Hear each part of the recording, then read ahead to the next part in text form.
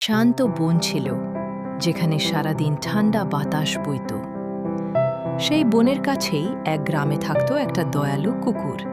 তার নাম ছিল রকি। রকি গ্রামের সব মানুষের প্রিয় ছিল, কারণ সে সবার কাজে সাহায্য করত। একদিন রকি বনে হাঁটতে হাঁটতে শুনল কেউ যেন কাঁদছে। ডালের মাঝে গিয়ে দেখল একটা ছোট্ট শিয়াল নাম ফিনা, তার পা একটা কাঁটায় লেগে আটকে গেছে। রকি এগিয়ে গেল। ভয় পেও না, আমি তোমাকে সাহায্য করব, বলল সে। ধীরে ধীরে সে ফিনার পা থেকে কাঁটা বের করল। ব্যথা কমতেই ফিনার চোখে হাসি ফুটে উঠল। ধন্যবাদ রকি, আমি ভাবছিলাম কেউ আমাকে বাঁচাতে আসবে না, ফিনা বলল।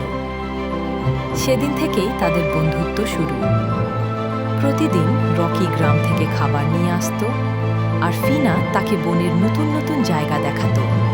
গোপন ঝর্ণা, রঙিন ফুলের মাঠ, আর উঁচু দালানের মতো গাছ। অনেকেই বলতো, কুকুর আর শিয়াল কি কখনো বন্ধু হতে পারে?